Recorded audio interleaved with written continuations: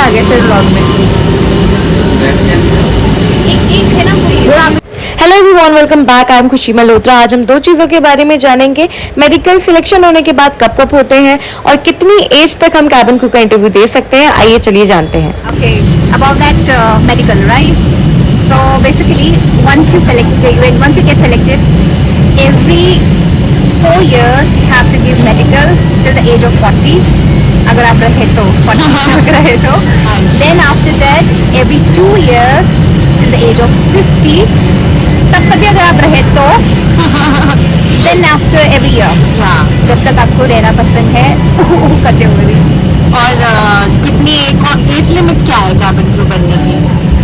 Okay, so for the fresher, there's a difference. Like if your experience, if I'm not wrong, but the experience is, I think till 33 or 34, if I'm not wrong, if you experience, right? But if you're fresher, then it will be till 27 or 28. Okay, thank you so much, bye. I hope it's clear. I hope आप सभी को समझ आ गया होगा कि सबसे ज्यादा सवाल मुझसे यही दोनों पूछे गए थे। अब हम एयरक्राफ्ट टूर कर लेते हैं थोड़ा अंदर से। ये है कैबिन जहां पैसेंजर्स बैठते हैं। ये है हमारी फॉरवर्ड गैली। 2 गैली होती है, एक आगे और एक पीछे। ये फॉरवर्ड गैली है। ये दोनों कार्ट है जिससे मैं, R1 और लीड मेरी सर्विस करते हैं। वो है हमारा कॉकपिट। हमें कॉकपिट दिखाना अलाउड नहीं, अलाउड होता तो मैं पक्का आपको जरूर दिखाती। ये है लैबोरेटरी। लैबोरेटरी आपको भी अच्छे से दिखाती हूँ मैं। ये है पूरी हमारी लैबोरेटरी, छोटी सी, 2 पीछे होती है और एक लैबोरेटरी हमारी आगे होती है फॉरवर्ड में। ये हूँ मैं जो कि बहुत थकी हुई हूँ अभी। आइए मैं आपको कुछ चीज़ें बताती हूँ। मैं A321 पे हूँ आज। हम 2 एयरक्राफ्ट पे ट्रेन है, A320 और A321। A320 में 4 क्रू होता है, A321 में 5 क्रू होता है। तो आज हमारे साथ 5 क्रू है, 2 आगे 3 पीछे।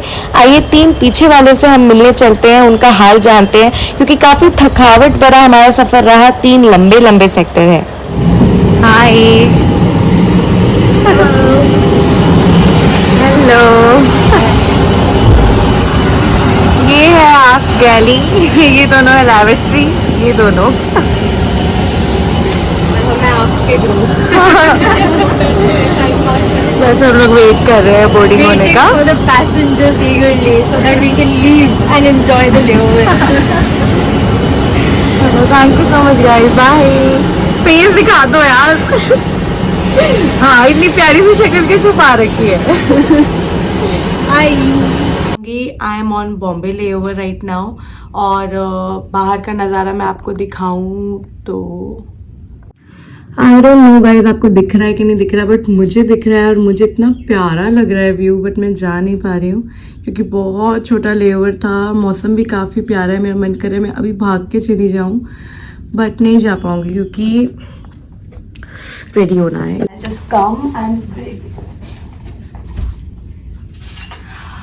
I'm getting really late for my flight, but मैंने सोचा कि एक वीडियो तो मैं बना ही लेती हूँ। मैंने YouTube चैनल स्टार्ट किया है तो आपको सिर्फ अच्छे पार्ट्स नहीं, डार्क पार्ट्स भी दिखाना चाहूँगी, बुरे पार्ट्स भी दिखाना चाहूँगी। Being a cabin crew health पे काफ़ी इशू होता है। मैंने जब iFly ज्वाइन किया था, मैं जब ट्रेनिंग ज्वाइन की थी, मैं सिर्फ 50 kg मेरा वेट था।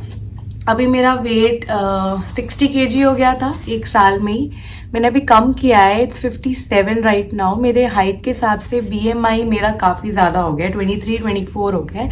और BMI कैबिन क्रू का 18 to 22 के बीच में ही होना चाहिए, उससे ज़्यादा नहीं होना चाहिए। मैं ज़्यादा बाहर नहीं जा पाई। बाहर बहुत बारिश भी हो रही है। जुहू बीच एकदम साइड में है, बट हम रात में बहुत लेट लैंड करे थे तो इसलिए कटलरी सर्व नहीं इन्होंने। मैं खाऊं कैसे?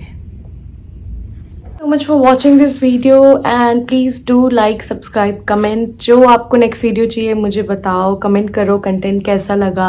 Thank you so much, bye.